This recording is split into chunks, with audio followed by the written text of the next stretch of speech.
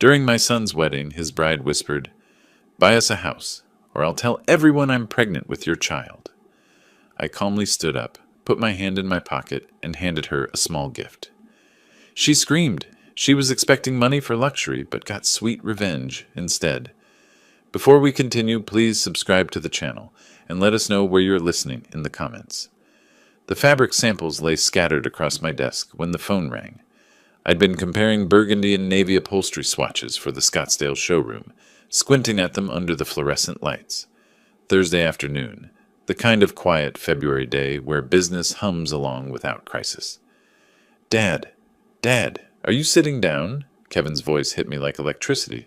My son didn't call during work hours unless something had happened. "What's wrong?" I straightened in my chair, already running through possibilities. Accident, job loss, health crisis. "Nothing's wrong. Everything's perfect." His words tumbled over each other, breathless. "Jessica's pregnant. We're getting married.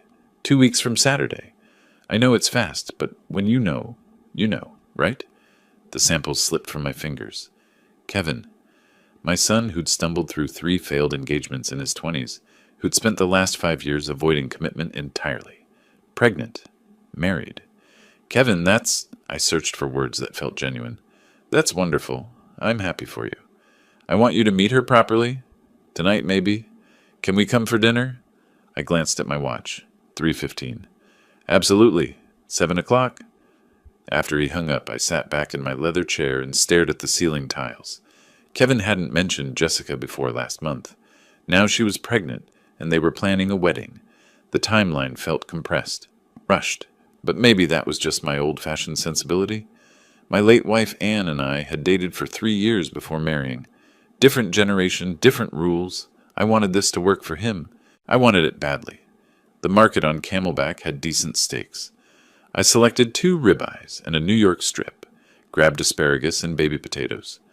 Wine, I chose a Napa Cabernet, nothing too expensive but respectable. At home, I set the dining room table with Anne's china, the ivory plates with the delicate gold rim she'd received from her grandmother. If Kevin was starting a family, this moment deserved acknowledgement. Tradition mattered. They arrived exactly at 7. Kevin came through the door with that nervous energy I remembered from his childhood piano recitals, practically vibrating. The woman beside him moved differently. Smooth, controlled, her heels clicking against my tile entryway with purpose. "Dad, this is Jessica." She was striking. Dark hair pulled back in a sleek ponytail, designer dress that probably cost more than my monthly utility bill. Her handshake was firm, almost aggressive, and her smile stayed fixed on her mouth without reaching her eyes. "Charles, Kevin talks about you constantly." Her gaze swept past me, cataloging the living room, the furniture, the art on the walls. "What a lovely home." "Thank you. Please come in. Dinner's almost ready." Kevin hovered beside her like a satellite, watching her reactions. I led them to the dining room, where Jessica's attention immediately locked onto the china cabinet. "Interesting pieces. Are these antiques?" She moved closer to the cabinet, phone already in her hand. "Do you mind if I take a few photos? I love vintage design." Before I could answer, she was snapping pictures of the credenza, the grandfather clock in the corner, the cabinet itself. Kevin jumped in. "Jess is really into interior design. She's got amazing taste." "I'm sure she does." I headed to the kitchen, grateful for the excuse to move. Something in her tone when she said antiques hadn't sounded like admiration. It sounded like appraisal. Dinner started pleasantly enough. Kevin asked about the business, updating me on his work in commercial real estate, but Jessica dominated the conversation with surgical precision. 4 stores, Kevin mentioned. That must generate significant revenue. She cut into her steak, eyes on me. "What's the annual take for something like that?" "It varies. Economy affects furniture sales more than people realize." I kept my voice light, businesslike. "But you must do well. This neighborhood, the house, the business." She gestured with her fork. "You've built something substantial." Kevin shifted in his seat. "Dad worked incredibly hard. Built it from a single storefront." "Very impressive." Jessica sipped her wine.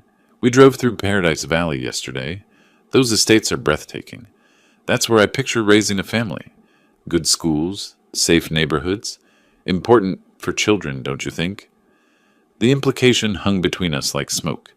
Kevin focused on his plate, cutting his meat into smaller and smaller pieces. Paradise Valley is expensive, I said carefully. Of course, but you can't put a price on a grandchild's future. Her hand covered Kevin's on the table. We're still figuring out our housing situation. My current rental is impossible. The landlord refuses to make basic repairs. With a baby coming, we need proper space. Kevin finally spoke. We're looking at places, Dad. Nothing fancy yet. Nothing fancy, but something safe. Jessica's smile widened. Kevin tells me you're very generous with family. That's rare these days. I took a long drink of water, buying time. Every instinct I'd honed over 40 years in business was firing warnings. These weren't casual dinner questions. She was establishing needs, testing responses, calculating possibilities.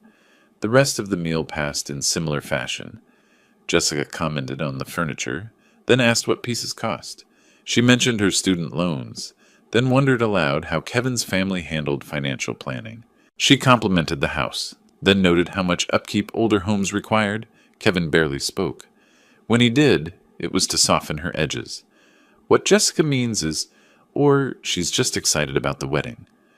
When they finally left around 10:30, Jessica hugged me at the door. She leaned in close, her perfume overwhelming, and whispered, "Thank you for being so understanding. Kevin talks about your generosity all the time. We're lucky to have you." Kevin's hug was quick, distracted. He seemed eager to leave. I stood in the doorway watching their taillights disappear down the street. Jessica's head was already bent over her phone, illuminated by the screen's glow. Inside, I cleared the table slowly, rinsing Anne's china by hand, though the dishwasher would have been easier. My hands moved through the routine while my mind replayed the evening, the way Jessica photographed my home without asking, the pointed questions about money, about real estate, about my generosity. Kevin's silence, his hunched shoulders, the way he avoided my eyes. I told myself it was nerves, wedding stress. But my gut, the same instinct that had saved me from disastrous business partnerships, from bad investments, from deals that looked perfect on paper but felt wrong, was screaming. Something about her eyes when she looked around my home. She wasn't seeing a family house where her child's grandfather lived. She was doing math. I woke at 6 Friday morning after 3 hours of fractured sleep. Every time I drifted off, I saw Jessica's face across my dining table, heard her voice asking about revenue and real estate. The coffee maker gurgled while I sat at the kitchen table staring at the chairs where they'd sat 12 hours earlier. The details wouldn't leave me alone. The way she'd held her phone when photographing the credenza, not like someone admiring furniture, but like someone cataloging inventory. Her questions hadn't been conversational. They'd been reconnaissance. And Kevin's expression, that hollow, defensive look I'd seen before, 3 years ago when Rachel had controlled every aspect of his life. History repeating while I watched it happen. By 10 o'clock I was at my office, but the inventory reports sat ignored on my desk. I opened LinkedIn on my computer and typed Jessica Simons Phoenix into the search bar.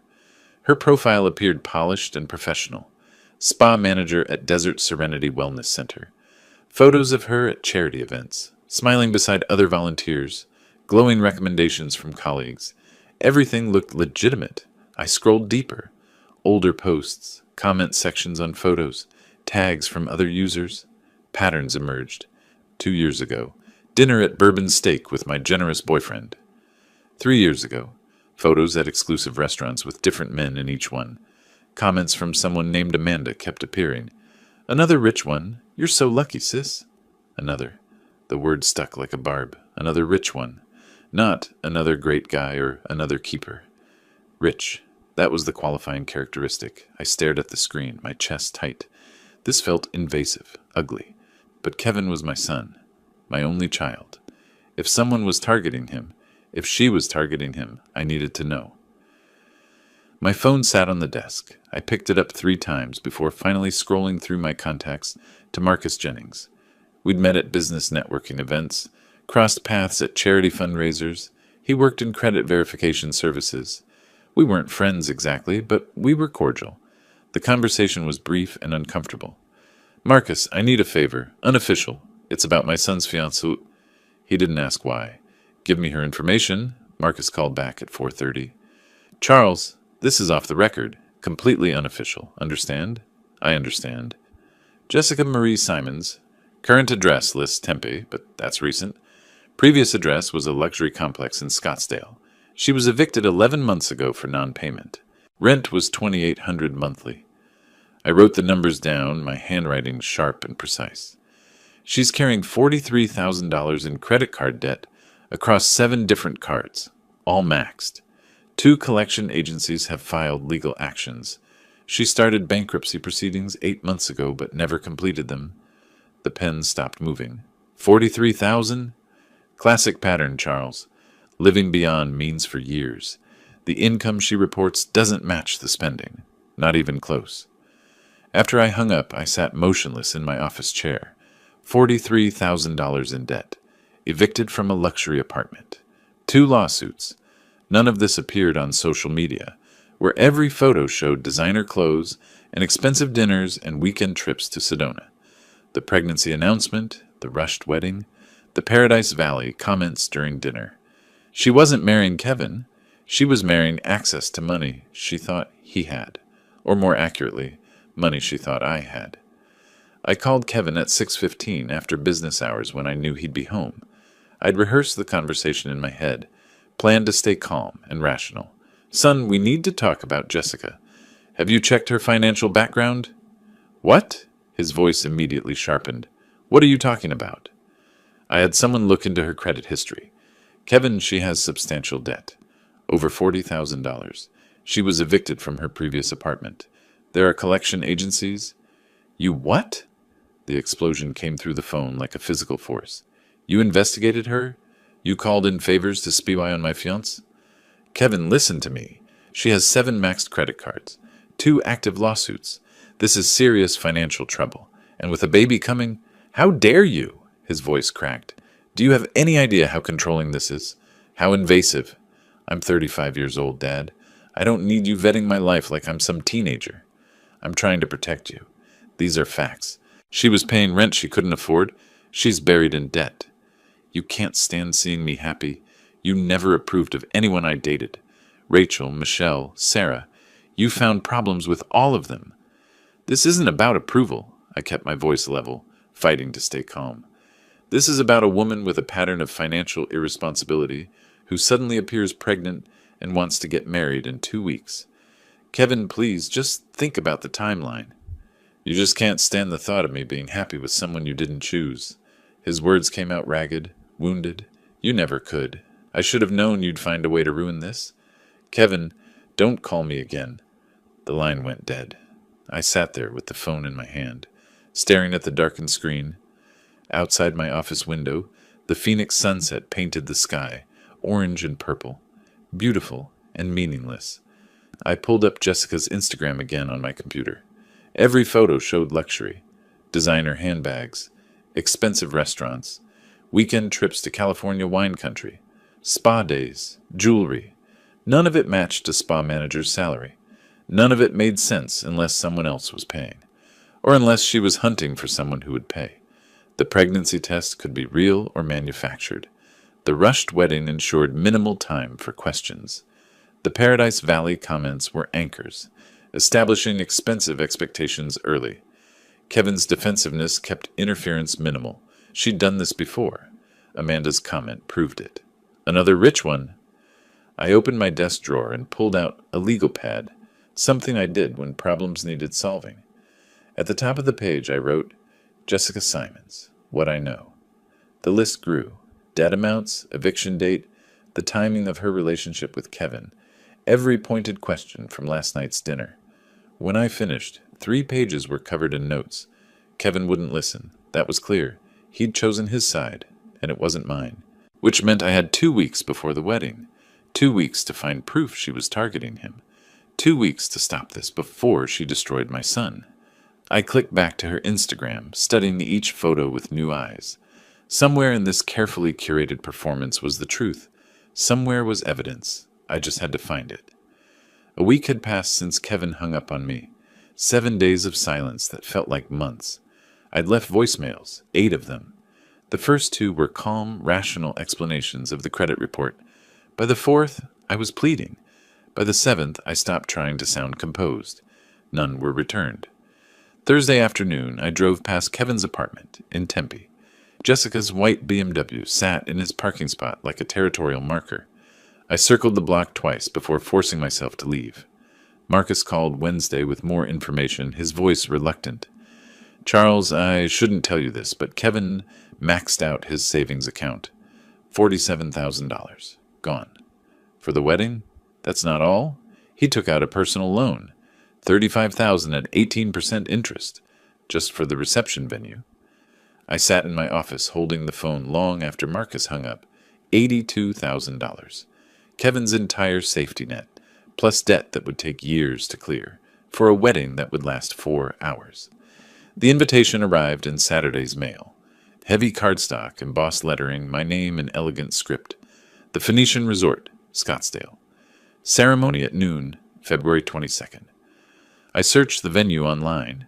Their wedding packages started at $80,000. Premium upgrades, the kind Jessica would demand, pushed costs well past 6 figures. The math wouldn't work. Kevin's salary, his savings, the loan, none of it covered what I was seeing. Someone had guaranteed additional expenses. Monday morning, I called the resort's events coordinator, my voice casual. I'm inquiring about availability for my daughter's wedding. What does the Powell ceremony on the 22nd include? The woman's enthusiasm poured through the phone. Oh, the Powell wedding is beautiful. Premium everything. Open bar with top-shelf selections. Live orchestra. Imported French roses. Chef's tasting menu for 200 guests. They spared no expense. I thanked her and ended the call, my stomach hollow. Kevin was drowning and Jessica was piling stones in his pockets. That night, I sat at my kitchen table, typing messages to Kevin on my phone. Deleting them. Typing again. Deleting. Son, please call me back. Delete. Kevin, I'm worried about your finances. Delete. I love you and I'm sorry. Delete. Everything sounded either controlling or pathetic. I sent nothing. Wednesday afternoon, my phone buzzed with a text from an unknown number. Charles, it's Jessica. We need to talk privately before the ceremony. It's important, for Kevin's sake. Can we meet? I stared at the message for 10 minutes, reading it over and over. She was making a move, but toward what? My instinct, the same sense that had kept me from ruinous business deals for 40 years, screamed that this was negotiation, not reconciliation.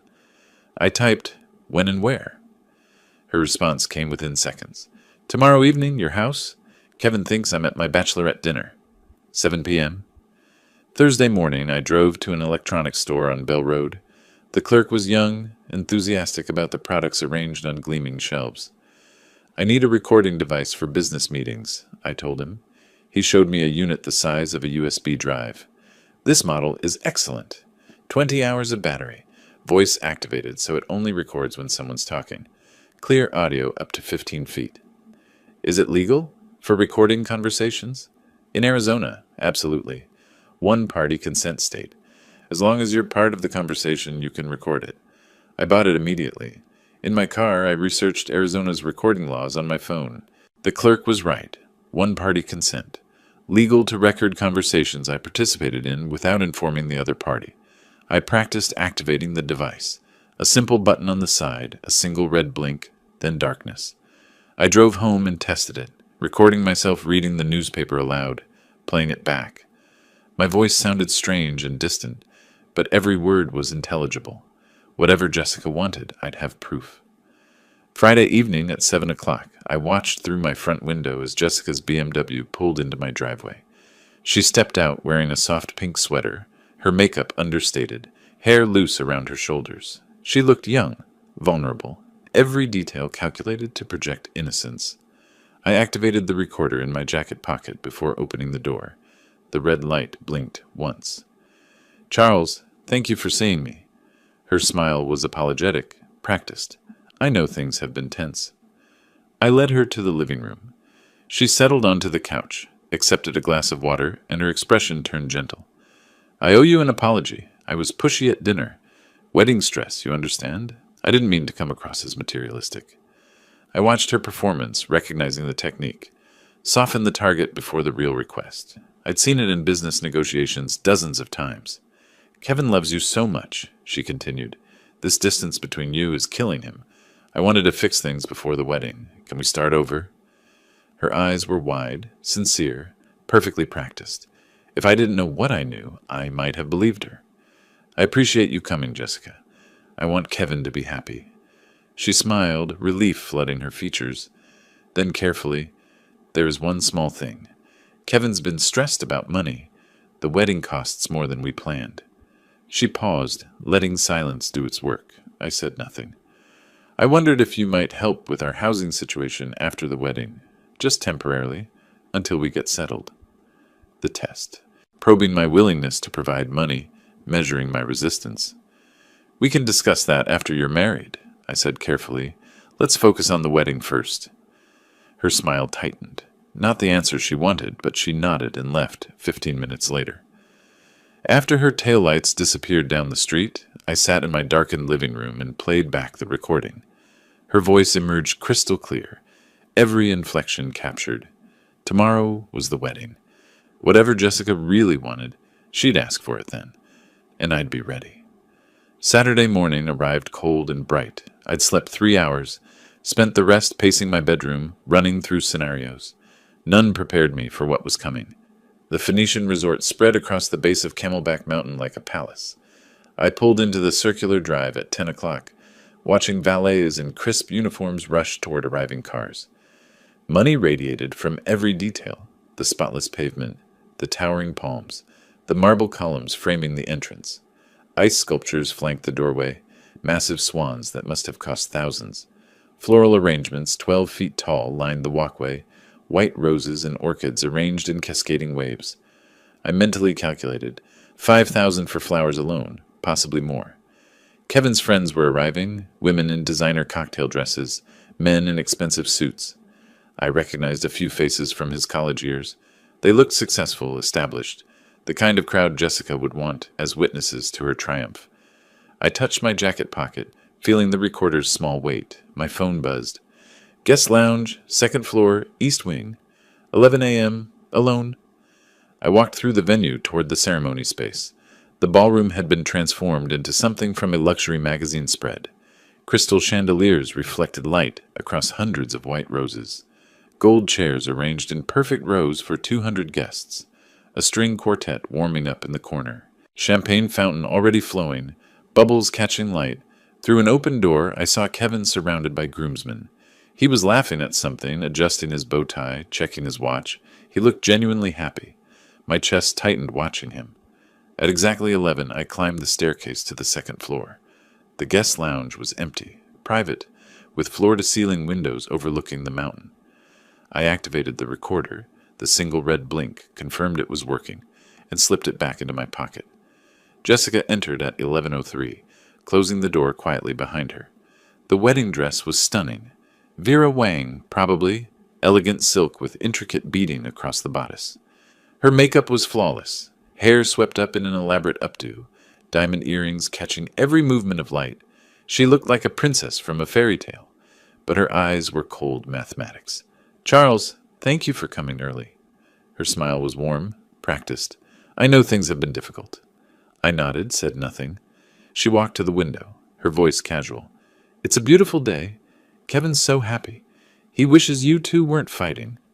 I want him to be happy, I said carefully. That's all I've ever wanted. She turned, her smile never reaching her eyes. Then we should talk about how to make that happen. Permanently. The word hung between us like a suspended blade. Her tone shifted, businesslike now. Charles, let's be practical. Kevin and I need a house. Paradise Valley. At least $850,000. Jessica, that's a significant amount. She cut me off. I'm pregnant. We need proper space. You're a grandfather now. Surely that means something. I can help with a down payment. 15, maybe 20%. But purchasing an entire... That's not going to work. Her voice went cold, the mask dropping completely. She stepped closer. I saw the predator clearly now, no longer hiding. Here's what's going to happen. You're going to buy us that house. Full payment. This week. And if I don't? Her smile was sharp as broken glass. Then I tell everyone the truth, that I'm pregnant with your child. Ice flooded my veins, but I kept my voice steady. That's absurd. No one would believe. She laughed, soft and vicious. Really? Who do you think they'll believe? A 63-year-old man or a pregnant 32-year-old woman in a wedding dress? Each word was a calculated strike. I'll tell them you tried to seduce me at that first dinner, that you've been sending me inappropriate messages for weeks, that when I rejected you, you tried to sabotage our wedding with fake financial reports. My hands clenched into fists at my sides. Kevin will never speak to you again. Your business reputation destroyed. Everyone loves a scandal. Furniture magnate preys on son's pregnant fiancé. That's front page material. She paused, letting it sink in. Or you buy us a house, play the generous grandfather, and everyone's happy. Your choice. You have 60 seconds. The silence stretched thick and suffocating. I stood motionless. 3 seconds. 4. 5. Processing shock, fury, the calculated cruelty of her entire plan. Then I spoke, my voice quiet and level. Jessica, you just made the biggest mistake of your life. Her smile faltered slightly. Excuse me? I reached into my pocket and pulled out the small recording device, held it up. The red recording light blinked steadily. Jessica's face drained of color, white as her wedding dress. What is that? Every word, from the moment you walked in. She lunged forward, grabbing for the device, her voice rising to a shriek. Give me that! You can't! That's illegal! I pulled back, stepped toward the door. Arizona is a one-party consent state, completely legal. You recorded me? You set me up? I opened the door. Jessica followed, still grabbing at my arm, her composure shattered. I walked quickly down the stairs toward the ceremony hall. Her screams followed me. Charles, wait! Please! We can work this out. I didn't mean... Guests in the foyer turned, staring. I didn't stop. I entered the ballroom and walked straight to the sound technician near the string quartet. Connect this to your system. Play it now. The technician looked confused. Sir, the ceremony's about to... Do it. Now. Jessica rushed in behind me, mascara starting to run, face twisted with panic. Kevin appeared from the groom's room, his expression confused. Dad? What's happening? The recording began. Jessica's voice filled the ballroom through crystal-clear speakers. Charles, let's be practical. Kevin and I need a house. Every guest froze. 200 people locked in horrified silence. The recording continued. Her pregnancy threat, the seduction accusation, the blackmail demand, every word captured with perfect clarity. Kevin stood paralyzed, his face cycling through confusion, disbelief, recognition, horror. When the recording ended, silence blanketed the room like sudden snow. Jessica stumbled backward, words failing, excuses dying on her lips. Kevin stared at his bride, then at me, then back at Jessica. His voice broke. Tell me he faked that. Tell me this isn't real. Jessica opened her mouth, but no convincing lie emerged. I watched my son's face crack open, watched the illusion he'd built shatter into pieces. The wedding was over before it began. The recording's final words faded into crushing silence. I watched Kevin's face cycle through emotions like channels flipping on a television, confusion, denial, desperate hope that somehow this was fake, that his father had manufactured evidence to destroy his happiness. Jessica broke the silence first, her voice rising toward hysteria. He edited that. He manipulated the audio. Charles, how could you do this? Kevin turned to me, his eyes pleading. Dad, tell me you faked it. Please. My voice came out quiet, steady. Every word is real, Kevin, unedited. I can provide the original file, timestamps, metadata. His face hardened, not acceptance, not belief in the evidence, just a wall slamming down between us. A guest near the front whispered loudly enough to carry through the ballroom. I heard what I heard. That woman was blackmailing him. Kevin moved toward Jessica, who had begun crying, real tears streaming down her face, mascara running in careful tracks. Perfect victim performance. She clutched his arm. Kevin, he's trying to destroy us. He never wanted you to be happy. This is revenge because you chose me over him. I took a step forward. Son, listen to what she actually said. She threatened to claim you weren't the father. She demanded $850,000. Kevin's voice cracked raw with pain and fury. You always did this. Every relationship I had. You found something wrong. You can't stand seeing me with someone. The words hit like fists. This isn't about control. She was blackmailing me. You heard it. You recorded her without permission. You set her up. His eyes were wet now, voice shaking with anguish. You're jealous because you've been alone since Mom died, and you can't handle me being loved. The accusation hung poisonous in the air between us. I opened my mouth, but no response came. How do you argue with someone who's chosen their illusion over reality? Who needs the lie more than the truth? Kevin took Jessica's hand. We're leaving. Don't contact me. Ever. Jessica threw me a look over her shoulder as they walked toward the exit, calculation mixed with triumph. She'd lost the wedding, but kept her prize. Some guests remained seated, uncertain. Others began gathering belongings, avoiding eye contact with me. A woman I recognized as Jessica's friend Amanda called out, "We believe you, Jess. This is disgusting." But other guests approached me quietly. "That recording was clear. I'm sorry about your son." The resort manager appeared, uncomfortable in his crisp suit. "Mr. Powell, we'll handle the cancellation arrangements. No charge for the venue." I nodded, unable to form words. Within an hour, the ballroom emptied. I sat in one of the gold chairs, surrounded by $80,000 worth of flowers and untouched champagne fountains. My phone vibrated constantly. Texts from friends, family, people who were there. I didn't read them. A waiter approached nervously. "Sir, can I bring you anything?" I shook my head. He retreated, leaving me alone in the wedding that wasn't. I drove home in a fog, the afternoon heat shimmering off the asphalt in waves. My house felt enormous and empty when I entered, Anne's absence sharp as broken glass even after 3 years. Sunday morning, my phone buzzed with a text from Kevin's number. The message was brief, final. "I'm not your son anymore. Jessica and I are moving forward together. Don't call, don't text. You're dead to me." I read it 3 times. Each word felt permanent, carved in stone. Sunday afternoon, a friend forwarded me Jessica's Instagram post. The photo showed her in casual clothes, eyes red from crying, no makeup, calculated authenticity.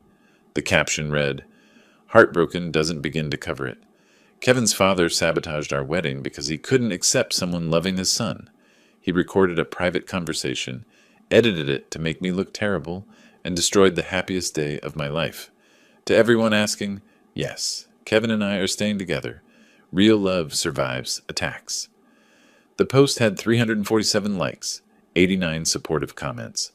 I saw names I recognized, mutual acquaintances, business contacts, people who should know better. Some comments were different. I was there. That recording sounded pretty clear to me. But they were buried under Jessica's supporters. I set my phone down and didn't pick it up again for hours. Monday morning, I sat across from Richard Clark in his downtown Phoenix office. He was 58, gray suit, calculating eyes that had seen every kind of family disaster. He'd listened to the recording twice, taken notes, and now delivered his assessment. The recording is completely legal. Arizona's one-party consent law is clear. But, I waited through the pause, she can still sue you. Emotional distress, defamation, claim you recorded her in a bathroom or somewhere with expectation of privacy, even though you didn't. Make your life expensive even if she loses.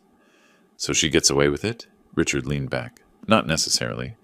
But you need to be smarter than just having proof. You need to build a pattern. Show this isn't an isolated incident. He slid a business card across the desk. Private investigator. Discreet. Expensive.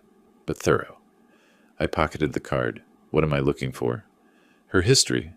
Previous relationships. Financial records. Anything that shows this is her playbook, not a one-time mistake. If she's done this before, those men might talk. I nodded, feeling pieces of a plan forming. Richard added quietly, "And Charles, prepare yourself. Your son might not come around. Not soon. Maybe not ever." The words landed heavy and true. As I stood to leave, Richard mentioned almost casually, "One more thing. I had someone check hospital records, doctor visits. Jessica Simons hasn't seen an OBGYN in 2 years." I froze. "She's not pregnant?" "No medical evidence she is. No prenatal vitamins purchased on her insurance. No appointments.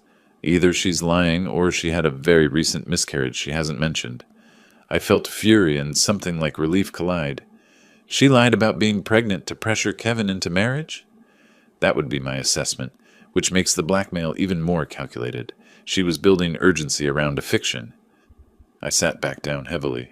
The cruelty of it, using a fake pregnancy to trap my son, settled over me like wet concrete. I left the lawyer's office, stepped into harsh Phoenix sunlight. I had evidence, a legal recording, proof of Jessica's manipulation, but Kevin still chose her. The victory felt like ashes. 3 manila folders spread across my desk, the private investigator's report on Jessica's past. First folder, Robert Green, 45, divorce tech executive from 2022. The PI found bank records showing Robert paid Jessica $75,000 after dating 6 months. His statement to the investigator: "She threatened to accuse me of assault if I didn't pay. I had a daughter, a business reputation. I paid to make her disappear." Second folder, Michael Torres, 51, real estate investor from 2020. Similar pattern, 4-month relationship, sudden pregnancy claim, demands for money. Michael paid $50,000 before Jessica miscarried, 2 weeks later.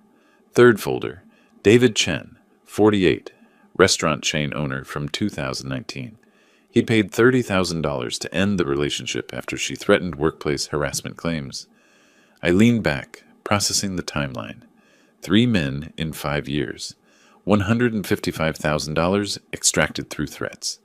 Each relationship followed identical beats: charm offensive, rapid escalation, pregnancy or assault claim, payment, disappearance. The PI's notes included one chilling line: subject displays textbook predatory financial behavior. Targets men 15 to 20 years older, established wealth, family reputation to protect. Kevin fit the profile perfectly, not wealthy himself, but with a father who was. I felt sick recognizing how calculated it had been.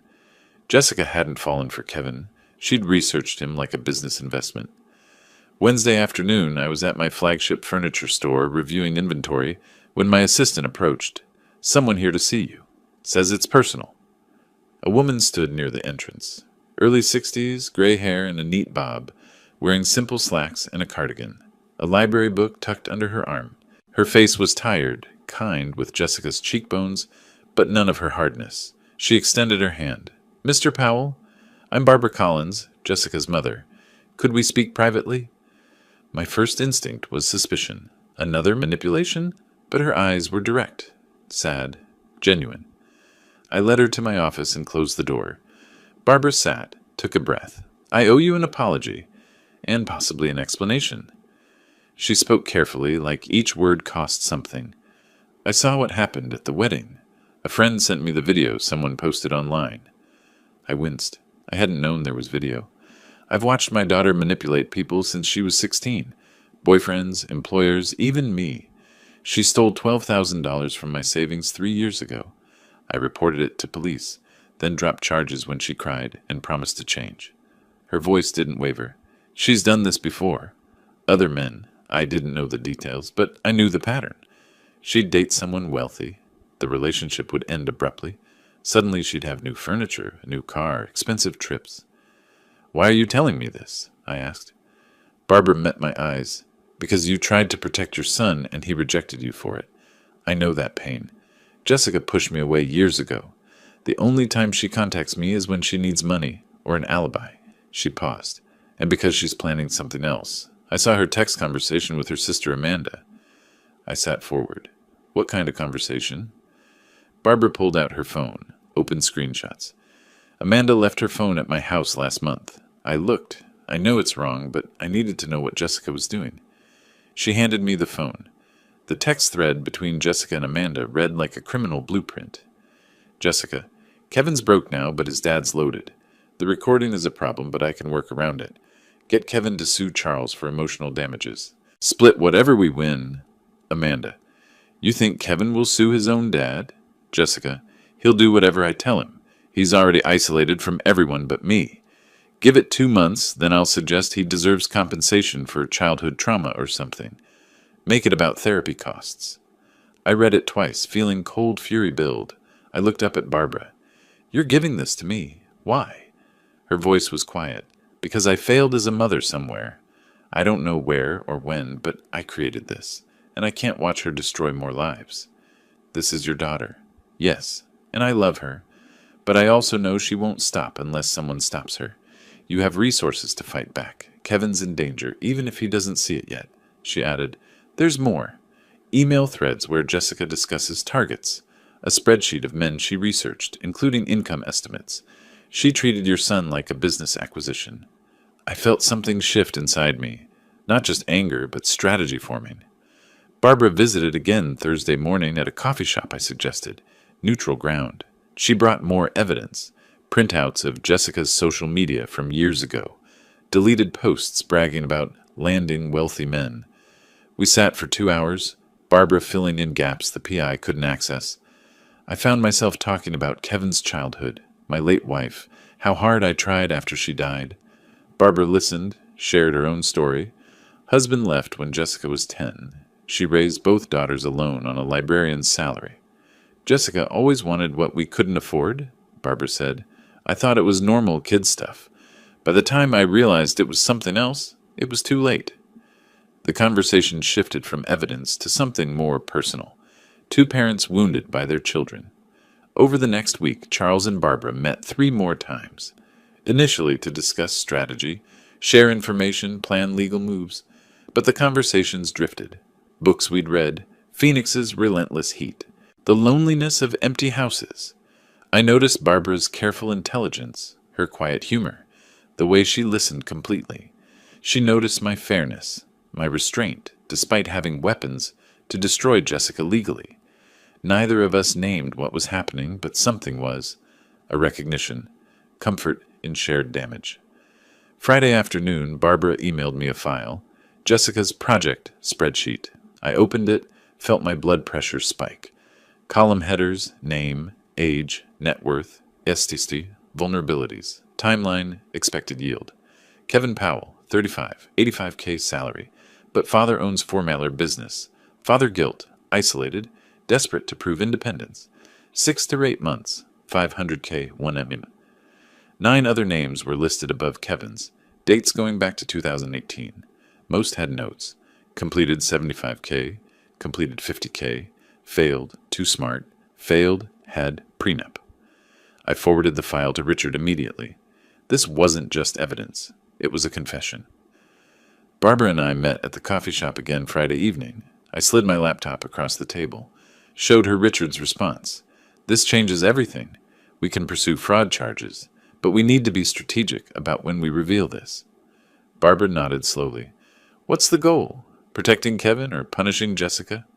I considered both, but protecting Kevin comes first, even if he hates me for it. Barbara's hand rested briefly on the table near mine. Then we do this carefully, together. The word together sat between us, meaning more than strategy. The email from my private investigator arrived Thursday morning with the subject line, New Development, Urgent. I opened the attachment at my office desk. Screenshots of Jessica's text conversation with a commercial realtor filled my screen. She'd found a luxury spa location in Paradise Valley. Monthly rent, $15,000. Her pitch to Kevin emerged through the messages. We'll be partners. Your business degree, my spa management experience. We just need startup capital. I scrolled further. Equipment quotes totaling $180,000. Renovation estimates of $120,000. The final text made my stomach drop. Jessica to the realtor. My fiancé is securing a $200,000 business loan. Can you hold the property for 2 weeks? I forwarded everything to Barbara and Richard immediately. An hour later, the PI's follow-up arrived, marked, Confidential Smoking Gun. Attached was Jessica's LLC registration in Delaware, created 2 weeks earlier. The company name, Serenity Wellness Holdings. The registered agent wasn't Kevin. It was Jessica alone. Bank account documents showed an offshore connection in the Cayman Islands. The PI's note explained, Standard setup for capital extraction. Equipment purchases get invoiced to offshore suppliers. Fake companies she controls.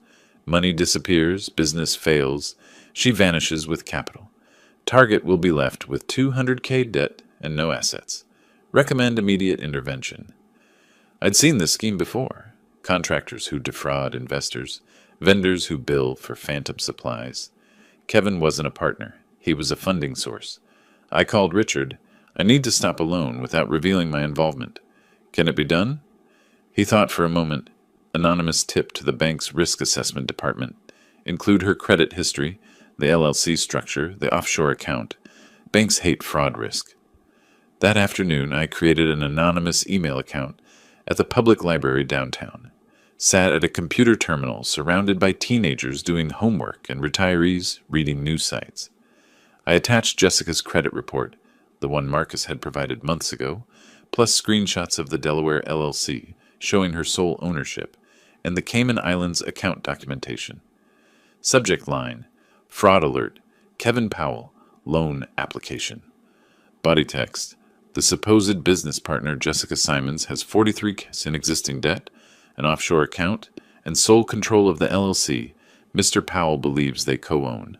Recommend reviewing for fraud indicators. I hit send before I could second-guess the decision. 2 days later, Kevin's number appeared on my caller ID. I didn't answer. He would only call if he needed something or wanted to yell. The voicemail he left was brief, angry.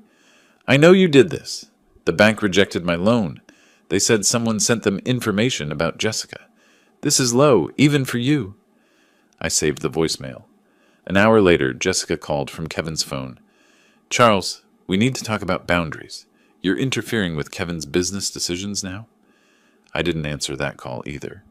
The following week, Jessica began appearing in my orbit, too frequently to be coincidence. Monday morning, she was at the coffee shop I frequented before work. She approached my table. Charles, what a surprise. Can we please talk? I miss Kevin having his father in his life. Wednesday, she appeared in my store's parking lot when I left for lunch. Friday, she showed up at a restaurant where I was meeting a supplier, sat at the bar, made eye contact, smiled. Each time, I ensured I wasn't alone. Stayed in the coffee shop's crowded main room. Called my store manager to walk me to my car. Asked the supplier to stay until Jessica left. I recognized the tactic. Create situations that could be misinterpreted, then claim harassment or worse. My phone stayed in my pocket, recording every encounter. Saturday afternoon, Jessica appeared at my store again, this time in workout clothes. Tight, strategic. She waited until other customers left and approached my desk. I wanted to apologize, privately. Can we talk in your office? I stood but didn't move toward the office. Anything you need to say can be said here. My assistant is right there. I gestured to Sarah, my store manager, watching from 10 feet away. Jessica's voice dropped, intimate. I think we got off on the wrong foot. I understand why you were protective. Maybe we could start over, just you and me? Her hand moved toward my arm. I stepped back. Sarah, could you join us, please? Jessica was just leaving. That evening, I met Barbara at the Phoenix Art Museum, our fourth date, though neither of us had called it that. We walked through the contemporary wing, discussing a sculpture that reminded Barbara of a book she was reading. I found myself smiling genuinely, something I hadn't done since before Kevin's engagement. Over wine afterward, I told her about Jessica's attempts to corner me alone. Barbara's face tightened. She's setting a trap. Classic Jessica. Create a situation where it's your word against hers. I know. I'm documenting everything. Never alone. Always recording. She touched my hand. I hate that you have to live like that. But I'm glad you're being careful. The touch lingered longer than necessary. Both of us noticed. Neither pulled away. Over the next 2 weeks, Barbara and I fell into a rhythm. Coffee twice a week, dinner on weekends, long phone conversations about everything except our children. Barbara introduced me to contemporary fiction I'd never have read. I discovered I liked it. I took her to a symphony at the Scottsdale Center for the Performing Arts. She cried during the Brahms. One evening at her townhouse, reviewing legal documents became background noise to conversation about our lives before the damage. I talked about my late wife, 8 years gone, how I'd stopped living and just maintained. Barbara shared about her ex-husband, the loneliness of raising difficult daughters alone. Neither of us said, I'm falling for you, but both knew. Late one night, I sat in my home office staring at the framed photo of Kevin from his high school graduation. My phone buzzed, another blocked call, probably Jessica. I thought about the PI reports, the bank intervention, the careful documentation of Jessica's seduction attempts. I was protecting my son, but Kevin saw it as warfare. The question gnawed. Was I helping or just punishing? Barbara's text arrived. Stop overthinking. You're doing what's necessary. Get some sleep. Sunday morning, Barbara and I met at our regular coffee shop. A corner table had become ours. She slid her phone across. Amanda posted this yesterday. Read the comments. The Instagram post showed Jessica and Kevin apartment hunting. Caption, New beginnings despite obstacles. Comments from Jessica's friends. Your future FIL is crazy. Can't believe he's still harassing you. Have you considered a restraining order? I felt public opinion shifting against me. Barbara, she's building a narrative, preparing for something bigger than seduction attempts. I met her eyes. Let her come. Richard has everything documented. We're ready. The certified mail arrived at 9 a.m. on a Tuesday. I signed for it in my driveway, recognized the law firm letterhead immediately. Civil complaint, Jessica Simons and Kevin Powell versus Charles Powell. I read standing there, April sun already hot on my shoulders.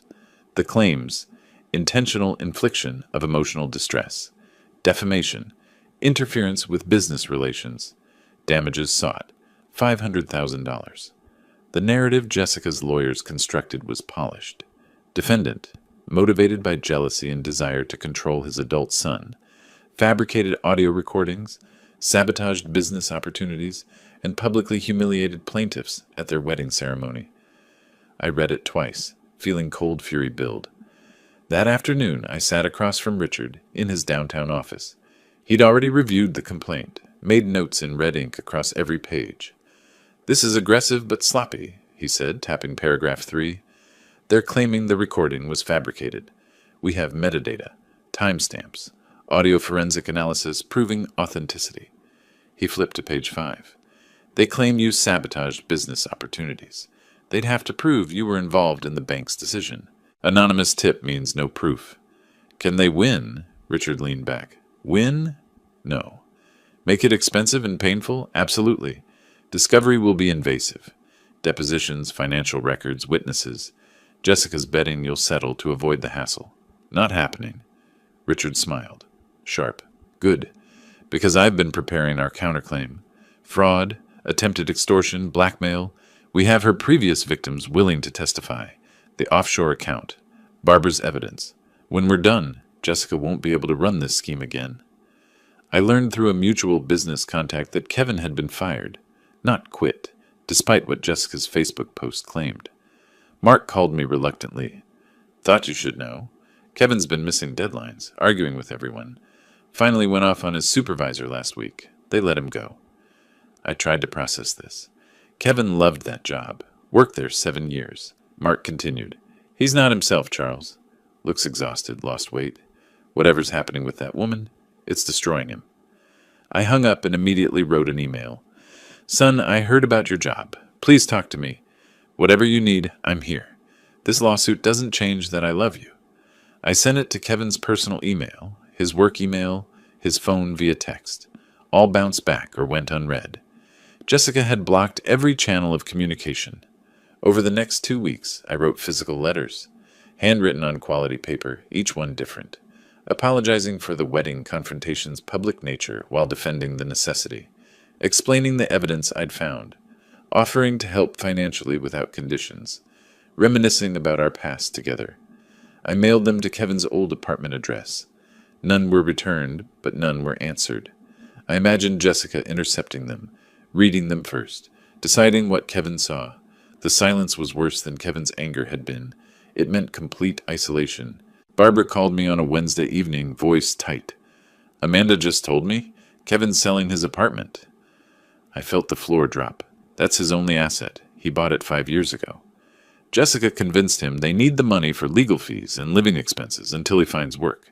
Amanda said Jessica has a real estate agent already lined up. It'll sell fast. Good area. Nice unit. I did quick math. Kevin bought it for $240,000, probably worth $290 now with Phoenix's market. After his existing mortgage, maybe $80,000 in equity. Jessica would burn through that in months, leaving Kevin with nothing. Can I buy it? Through an LLC? Keep Kevin from knowing? Barbara's silence told me she'd already considered and rejected this. Kevin would eventually find out. It would look like more control. I'm sorry. Desperate, I tried video messages to Kevin's phone. Recorded myself in my living room, trying to sound calm despite the tremor in my voice. Kevin, I'm not asking you to forgive me. I'm asking you to look at the evidence with clear eyes. Jessica has an offshore account. She's done this to 3 other men. I can prove all of it. Please, just look at what I'm sending you. I attached PDFs, bank records, the PI report, screenshots of Jessica's LLC. The message showed as delivered but never opened. I recorded another. I know you can't hear this. Jessica's blocking everything, but I need you to know. I would do it all again. The recording, the bank tip, everything. Because you're my son, and watching you be destroyed would kill me. I didn't send that one. Too raw, too desperate. Late April evening, I sat in my home office surrounded by legal documents and evidence files. My phone showed the lawsuit timeline. Discovery starts in 3 weeks, depositions in 6. Kevin's life was imploding. No job, selling his apartment, drowning in debt, isolated from everyone except his manipulator. My intervention was supposed to protect Kevin. Instead, Kevin was worse off than before, and blamed me for all of it. The question that had haunted me since February surfaced with new force. What if I'm wrong? Not about Jessica. The evidence was overwhelming. But about the method, the public confrontation, the ongoing interference. Maybe some lessons can't be taught, only learned through pain. I drove to Barbara's townhouse without calling ahead. She opened the door, saw my face, and pulled me inside without questions. We sat on her couch, her hand in mine, while I voiced the doubts. Kevin's life is falling apart. Maybe if I'd handled the wedding differently. Private conversation instead of public recording. Maybe if I'd let him take the loan. Learn the hard way when Jessica disappeared. Barbara listened completely before responding. Jessica destroyed 3 other men's lives before Kevin. You had proof she was blackmailing you. What were your options? Pay her. Let her keep extracting money? But Kevin made his choices, she said firmly. You gave him information. He rejected it. You can't protect someone from themselves forever. She cut my face. You're not cruel. You're not vindictive. You're a father watching his son make terrible decisions and doing the only thing you can. Building a record so when Kevin finally opens his eyes, there's proof. The truth doesn't stop being true because it's painful. I leaned into her touch, feeling something loosen in my chest. That weekend, I met with Richard to finalize the legal response. He had prepared 2 versions, defensive and aggressive. Defensive keeps things quiet, Richard explained. Aggressive makes this very public, very ugly. Jessica's previous victims would testify. Her financial schemes get exposed in detail. But Kevin's name is attached to the lawsuit. He'd be dragged through it all. I stared at both documents. My son's signature was on the complaint against me. But my son was also a victim, manipulated into attacking his own father. I chose the aggressive option. Kevin needs to see the full truth, even if he hates me for it. Late that night, Barbara and I walked through her neighborhood, the desert air finally cooling. When this is over, the lawsuit, the exposure, everything, Kevin still might not forgive you, she said. I know. Can you live with that? I thought about the past 3 months, discovering Jessica's scheme, the wedding confrontation, losing Kevin, finding Barbara. My answer surprised me. Yes, because I'll know I did everything possible to save him, even if he never sees it that way. The Maricopa County Superior Court building rose from downtown Phoenix like a monument to order, all glass and concrete fighting the June heat. I sat at the polished defense table beside Richard, watching Jessica's lawyer arrange papers with practiced confidence. Judge Morrison presided, mid-50s, sharp eyes, a reputation for demolishing frivolous lawsuits. Jessica's attorney, Davis, delivered his opening statement with theatrical flair. Charles Powell, jealous father, controlling manipulator, destroyed his son's happiness from pure spite. Kevin sat in the gallery behind Jessica, wearing an ill-fitting suit. He'd lost weight. His face was pale, unreadable. Barbara sat alone 3 rows back. Our eyes met briefly. She nodded encouragement. Richard waited beside me with predatory patience. yellow legal pad covered in notes, 3 evidence boxes stacked at his feet. Jessica took the stand, swearing oath with practiced sincerity. Her lawyer guided her through the narrative. She'd fallen in love with Kevin, was excited to join his family, but Charles had been hostile from their first meeting. He questioned my finances, investigated my background without permission, then recorded a private conversation where I was joking, poorly I admit, about needing a house. Her voice trembled perfectly. He played that recording at our wedding in front of 200 people. It destroyed everything. Kevin lost his job from the stress. We lost our savings. All because Charles couldn't accept someone loving his son. She dabbed her eyes with tissue. Richard didn't cross-examine aggressively. He asked 3 questions. Ms. Simons, how many men have you dated in the past 5 years who were significantly older and financially established? Jessica hesitated. I don't see how that's relevant. Richard smiled. Your Honor, it will become very relevant. Richard began methodically. Your Honor, this isn't about a father's jealousy. It's about a documented predator who has run this identical scheme on at least 3 previous victims. He presented the audio forensic analysis first. Expert testimony via deposition confirming the wedding recording was authentic, unedited, with verified timestamps and metadata. Jessica's lawyer objected repeatedly. Judge Morrison overruled each time. I'll hear the evidence, counselor. Next came Jessica's financial history. The credit report showing $43,000 in debt, the eviction, the collection lawsuits, then the Delaware LLC registration for Serenity Wellness Holdings, Jessica's name only, despite telling Kevin they'd be partners. The offshore Cayman Islands account, opened 3 weeks before the spa proposal. Bank statements showing the spa business plan was a shell for extracting Kevin's loan. Richard's presentation was surgical, each document building on the last. Kevin shifted in his seat, face growing paler with each revelation. The defense calls Robert Green. A man in his mid-40s entered, expensive suit, graying at temples, successful but carrying visible shame. He swore in, sat, wouldn't look at Jessica. Mr. Green, how do you know the plaintiff? I dated her 3 years ago, for about 6 months. How did that relationship end? Green took a breath. She told me she was pregnant, said it was mine. Then she said she needed $100,000 for medical care and to go away quietly. Or she'd tell my ex-wife I'd gotten her pregnant during our custody battle. My daughter was 12. I couldn't risk losing custody. What did you do? I paid $75,000, all I could raise quickly. 2 weeks later, she texted that she'd miscarried. Then she disappeared. Changed her number, moved, gone. He produced bank transfer records, text message screenshots where Jessica explicitly demanded money. The courtroom was silent except for someone's sharp intake of breath. Kevin's. Jessica's lawyer tried damage control. Your Honor, Mr. Green's allegations are unproven, and Richard interrupted. We have 2 more victims prepared to testify. Michael Torres paid $50,000 under similar circumstances in 2020. David Chen paid $30,000 in 2019. Same pattern, fake pregnancy, blackmail, payment, disappearance. He slid their sworn affidavits across to the judge.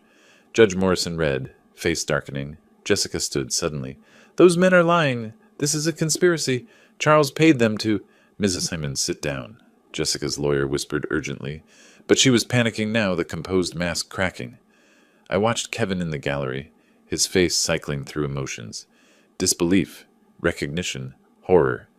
Judge Morrison didn't deliberate long. I've heard enough. This lawsuit is not only without merit, it appears to be part of an ongoing pattern of fraud and extortion. She looked directly at Jessica. Ms. Simons, the recording Mr. Powell made was legal under Arizona law. The evidence suggests you did exactly what that recording captured, attempted to blackmail him for money. Your claims are baseless. The gavel came down. The complaint is dismissed with prejudice. Further, Mrs. Simons, you are ordered to pay defendants' legal costs in the amount of $47,000. Jessica's face went white. I'm also referring this matter to the county prosecutor's office for investigation of possible fraud and extortion charges. This court is adjourned. The gavel's crack echoed like a gunshot. I exited the courthouse into late afternoon heat, loosening my tie.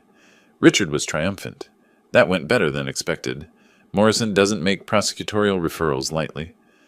Barbara appeared, hugged me briefly, propriety in public, but relief in her eyes.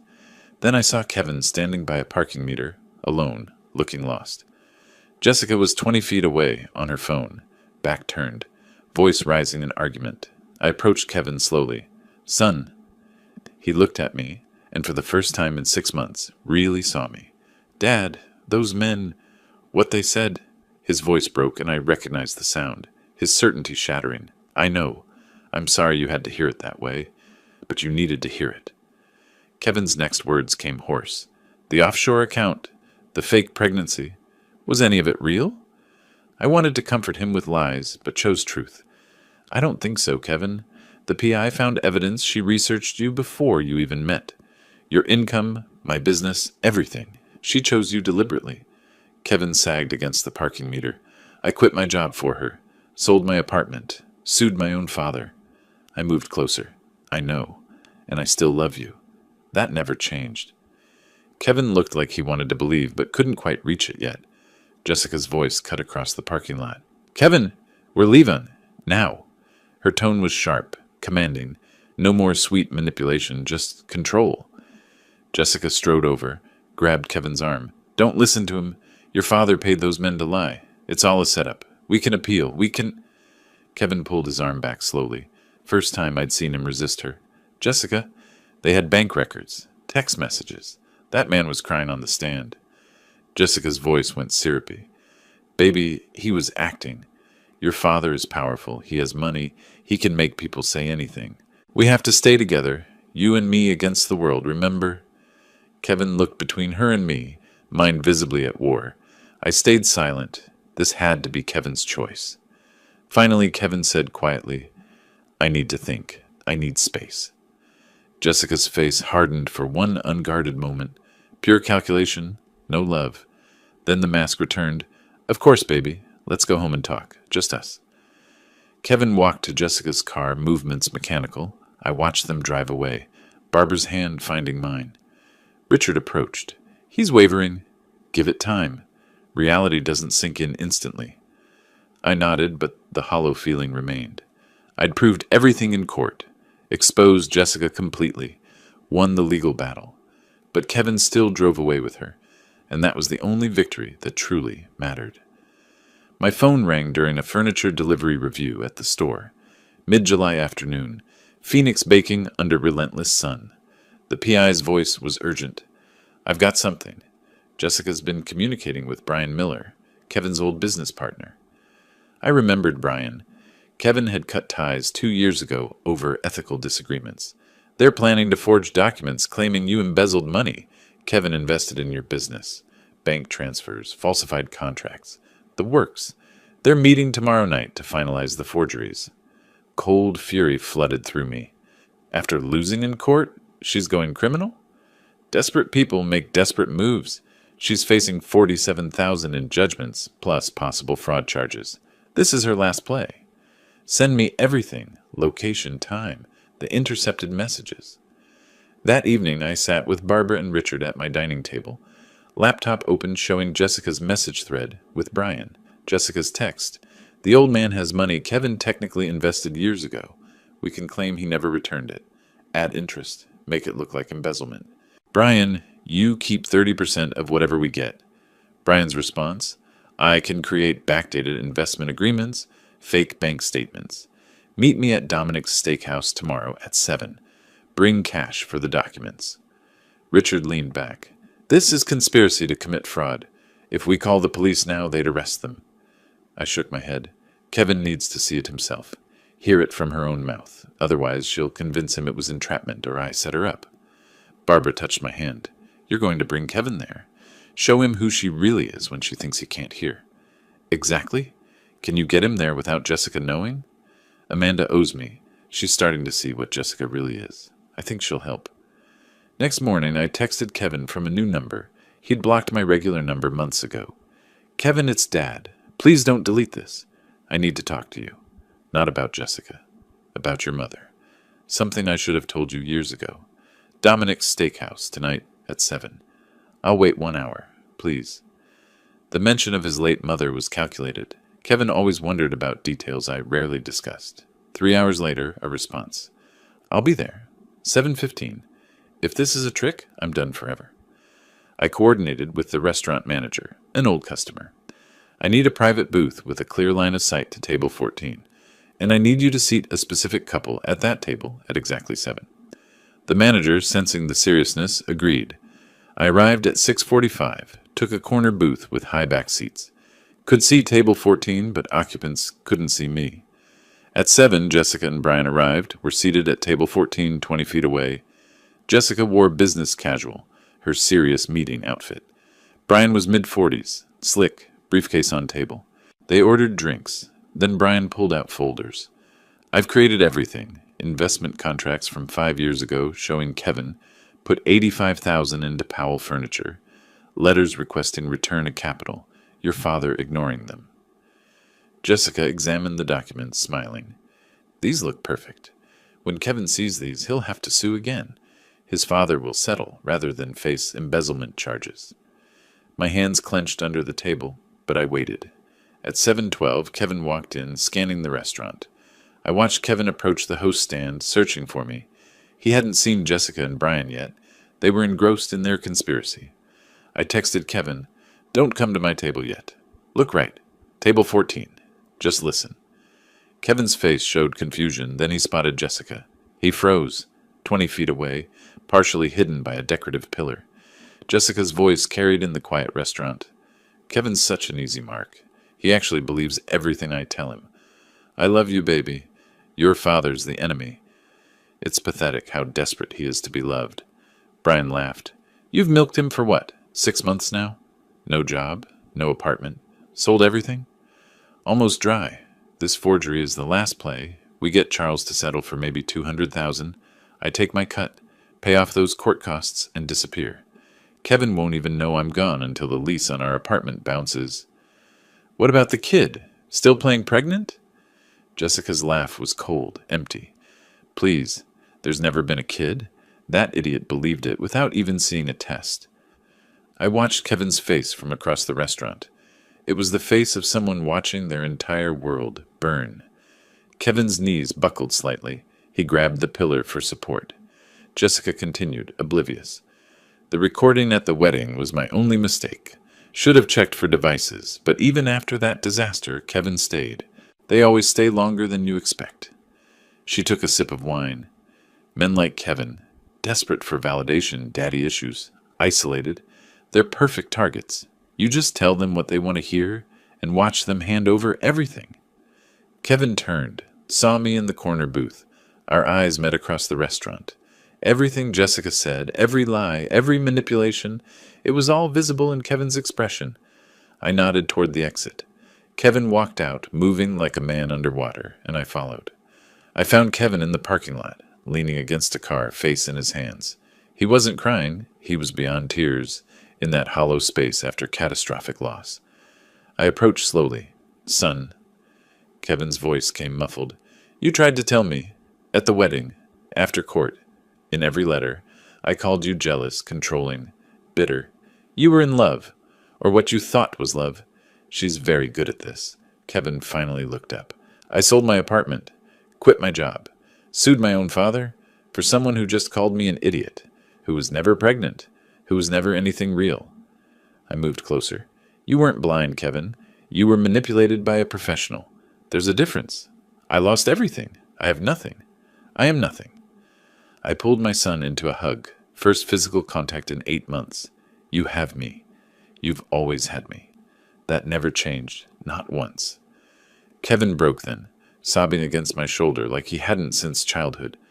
I held him, feeling something fundamental shift back into place.